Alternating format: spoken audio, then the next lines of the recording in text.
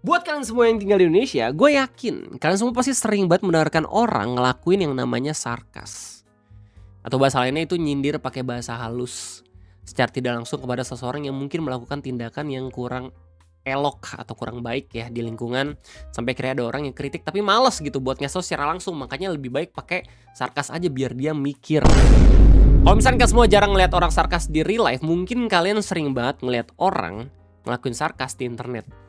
Apalagi buat lu semua yang demen banget nontonin video komentari kayak Ngopi atau KDSBBS-nya Andri atau seputar internetnya Bang Eno atau penjelasan meme-nya Om Salesman, bahkan video jenakanya Kafein. Mereka tuh pasti sering banget ngelakuin namanya sarkas.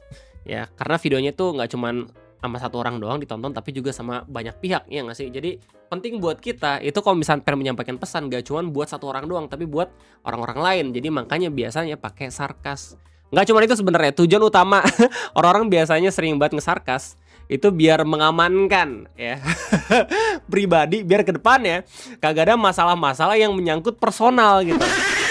Wah, mungkin lu udah sering banget ngeliat orang sarkas ya, influencer dan segala macam. Tapi lu pernah kepikiran gak sih kalau misalkan ada Pak Ustadz yang sarkas?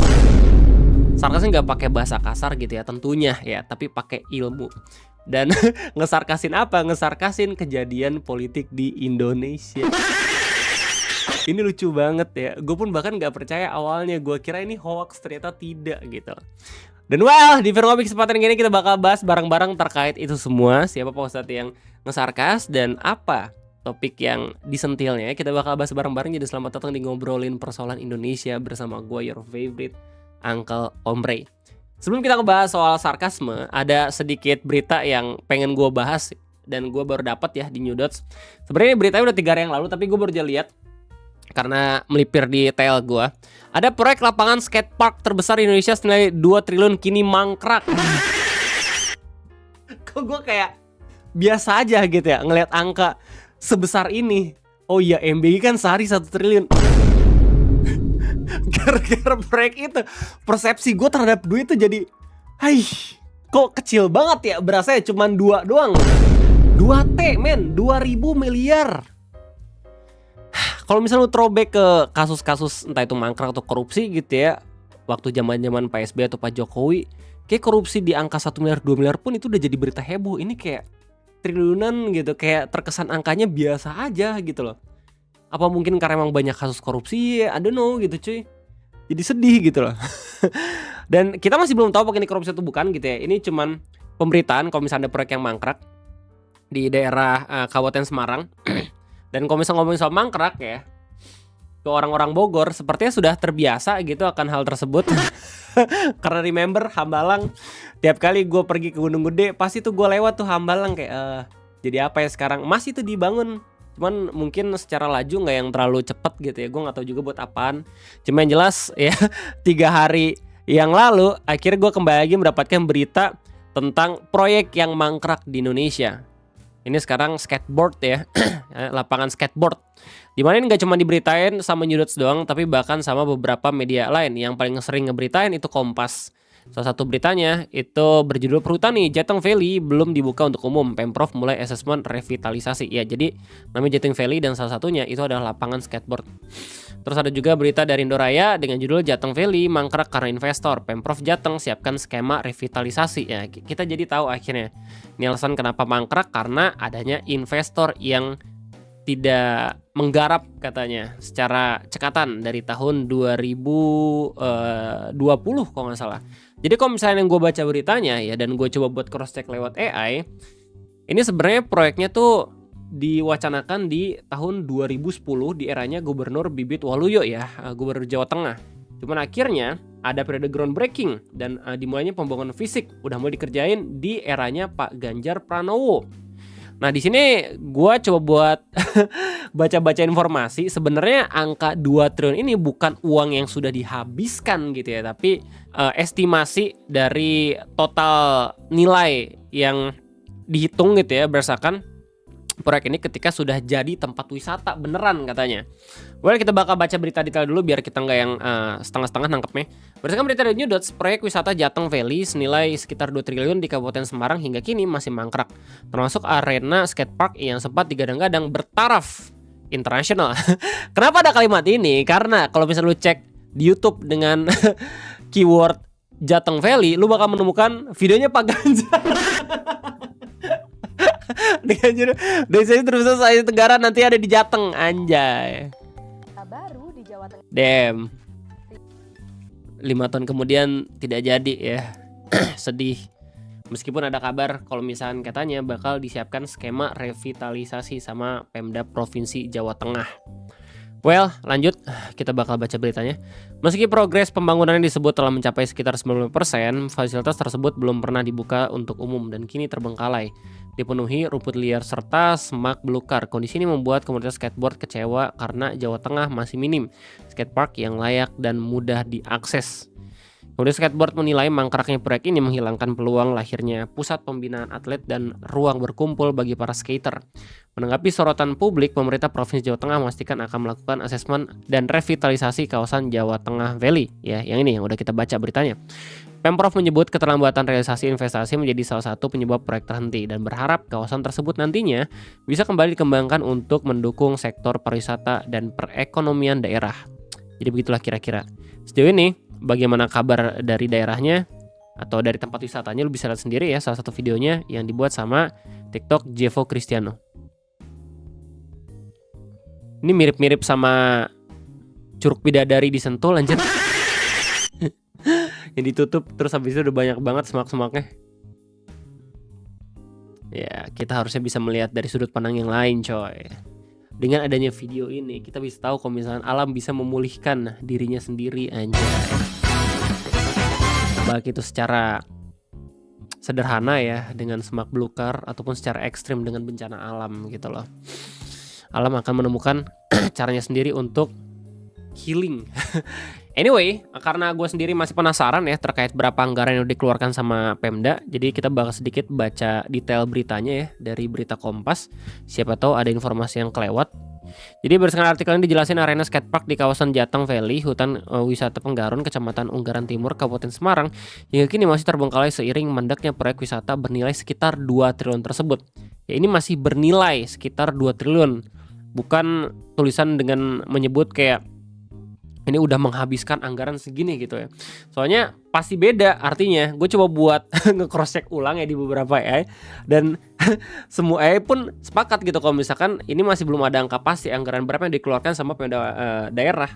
Sejauh ini yang sudah dilakukan sama Pemda itu adalah proses perizinan, pendampingan proyek, koordinasi antar instansi dan juga pengelolaan lahan jika memang ada kewajiban pemerintah. Nah, waktu gue cek lagi beberapa berita-berita lain, katanya disebutin kalau misalkan Jateng Valley ini nggak yang 100% bakal jadi punya Pemda juga gitu loh. Karena kan tadi dikasih lihat berita ini ya, Indoraya ada mangkrak karena investor. Jadi emang ini awalnya itu dibiayai sama investor juga gitu, yang sampai pada akhirnya kagak bisa dilanjut. Ya, jadi mungkin ini bakal jadi tempat wisata swasta yang mungkin ada kolaborasi juga sama pemerintah daerah, cuman akhirnya mangkrak. Menanggapi sorotan tersebut, Perum Perhutani menegaskan kawasan Jateng Valley hingga kini belum pernah dibuka maupun dioperasikan secara resmi sebagai kawasan wisata ataupun kawasan komersial. Karena itu seluruh fasilitas yang berada di dalam kawasan termasuk skatepark pada prinsipnya belum diperuntukkan bagi masyarakat umum. Sekretaris Perusahaan Perum Perhutani Jawa Tengah, Sofiuddin Nurmansyah, mengatakan Jateng Valley merupakan bagian dari rencana pengembangan wana wisata Penggaron yang berada di kawasan hutan Penggaron, Kabupaten Semarang. Pengembangan kawasan dilakukan melalui kerjasama pemanfaatan kawasan hutan antar perhutani PT Penggaron Sarana Semesta ya, atau PT PSS, dan PT Taman Wisata Jateng atau PT TWJ. Kerjasama pengembangan kawasan pada prinsipnya dilaksanakan melalui skema Build Operate Transfer atau BOT sesuai hak dan kewajiban masing-masing pihak sebagaimana diatur dalam perjanjian kerjasama. Yang menjelaskan berdasarkan hasil pemantauan di lapangan, sejumlah fasilitas telah dibangun sebagai bagian dari tahap awal pengembangan kawasan. Fasilitas tersebut meliputi akses jalan masuk dan keluar, area parkir, musola, toilet, glamping, skatepark, hingga dom museum. Meski demikian, Sofiuddin menegaskan pembangunan kawasan masih berada pada tahap penyelesaian, sehingga seluruh fasilitas tersebut belum dapat dimanfaatkan sebagaimana rencana awal pengembangan. Hingga saat ini, kawasan Jateng Valley belum dibuka maupun dioperasikan secara resmi sebagai kawasan wisata atau kawasan komersial. Ya, terus ya lu bisa baca sendiri artikelnya, cuma yang jelas di sini sampai sejauh yang udah gue baca masih belum ada informasi anggaran yang udah digelontorkan gitu ya, karena emang ini juga katanya dari investor. Jadi mungkin ya apa yang dilakukan sama Pemda hanya memuluskan biaya administrasi doang gitu ya, dan juga bagaimana birokrasinya, tapi pada akhirnya investornya mundur kayak gitu kira-kira sepertinya, terkait adanya tempat wisata Genting Valley yang mangkrak. Anyway, siapa tahu ada di rekan semua yang punya informasi lebih detail lagi terkait ini semua, silahkan tulis kolom komentar gitu ya. Karena ini terlalu lama buat membahas tiba-tiba ada proyek yang mangkrak. Kita bakal langsung masuk ke dalam topik utama. Ada Pak Ustadz yang tiba-tiba nge-sarkas tentang berita tertentu di Indonesia. Jadi siapa bang Pak Ustadznya? Pak Ustadz Felix ya? Wih keren tuh Pak Ustadz Felix.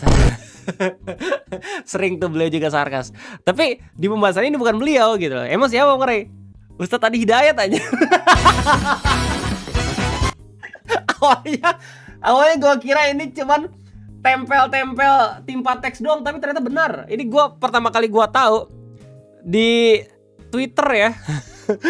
Postingannya lambe saham tanggal 4 Juli. Captionnya kabarnya PL merugi karena Pak Ustadz terus menyala tanpa token. Sik memasak coy. Waktu gue cek doxly-nya ternyata beneran ada. Beliau bilang mengenal Yono lebih dekat. Saryono, demikian nama lengkapnya, biasa dipanggil Yono. Beliau ada asisten pribadi yang telah 8 tahun mengabdi dari status single sampai ayah berputra 2. Kinerjanya begitu cekatan dan pandai membaca situasi. Bukan hanya dalam menyiapkan perlengkapan, tetapi juga mampu mengatur ritme kerja. Dari mulai bertugas, istirahat, bahkan waktu sakit, semua ditata dengan presisi. Yono juga begitu realistis. Sekalipun telah lama mengabdi, ia tidak pernah memohon diangkat menjadi komisaris. Selain tidak mungkin saya kabulkan pos ini, juga tak penting sepanjang gaji terus bertambah dan istri semakin ceria. Demikian tentang Saryono, silakan geser slide di atas untuk mengenal beliau lebih dekat. Beneran ngedeketin. Tapi bentar guys, ini setelah gue baca postingan ya, sorry banget ya kalau misalkan gue sepertinya salah mengucapkan. Di awal premis gue bilang kan ini sarkasme ya, tapi sebenarnya lebih ke satir. Dan yang gue maksud, penjelasan awal gue itu lebih ke satir ya guys, bukan ke sarkas. Sarkas itu ada cemohannya harusnya, ada ya kata-kata ejekannya. Kalau misalnya satir lebih ke gaya bahasa ya. Jadi maksud gue apa yang dilakukan sama Pak Ustadz Adi Hidayat ini ataupun influencer-influencer, creator-creator itu lebih ke satir guys. Alright. Dan ini mengingatkan gue sama salah satu kisah Nabi ya, yang gak jauh beda juga, menyadarkan salah satu kaumnya dengan bermain pola pikir, yaitu Nabi Ibrahim. Ingat gak cerita yang mana? Yang ngancurin patung. Dihancurin tuh sama Nabi Ibrahim banyak. Tuh sisa satu yang paling besar. Ditaruhlah tuh palu yang dipakai buat ngancurin patung. Datang tuh bang pasukan-pasukannya. Wah lu yang ngancurin ya Ibrahim? Bukan, itu patung. Tuh palunya ada di patung. Jangan bohong lu, mana bisa patung gerak. Lah itu sendiri sadar, kenapa dia gak bisa gerak tapi tetap lu sembah? Iya juga ya. Keren tuh. Terus gue langsung kepikiran cerita itu gara-gara ngeliat postingan ini. Ini video ngopi bukan validasi ya untuk bisa mengkorelasikan antara postingannya Ustadz Adi Hidayat sama berita tertentu. Ini cuma sekedar cocok logi doang ya, dan kita pun nggak tahu siapa yang Pak Ustadz Adi itu bicarakan. Cuman kalau misalnya kita lihat secara waktu, ini lagi rame juga pembahasan mengenai adanya kerabat-kerabat atau karyawan artis yang dekat sama pembuat kebijakan gitu, yang pada akhirnya dilaporkan punya posisi komisaris di beberapa BUMN. Salah satu beritanya ini dari suara.com dengan judul deretan orang dekat Raffi Ahmad duduki kursi direksi dan komisaris BUMN, ini daftar jabatannya. Makanya di Twitter langsung rame nih ngomongin soal Ustadz Adi Hidayat. Subhanallah, Ustadz yang sampai sekarang masih gue kagumi ya. Karena bagaimana daya ingatnya beliau ketika mendakwah, bisa langsung mengaitkan antara hadis apa ke ayat Al-Quran ya, surat keberapa, ayat keberapa, buset, subhanallah banget. Ya kalau misalnya gue boleh berharap ya, dan ini mungkin agak sedikit too much gitu ya, tapi walau alam ya, tergantung dari anak gue. Kalau misalnya anak gue pun bisa menghafal sama seperti Ustadz Hidayat itu, luar biasa, bangga banget gue. Meskipun gue nggak akan membebani anak gue juga gitu untuk ngelakuin itu. Cuma yang jelas ya kayaknya itu aja pembahasan kita ya pada video ngopi kesempatan kali ini.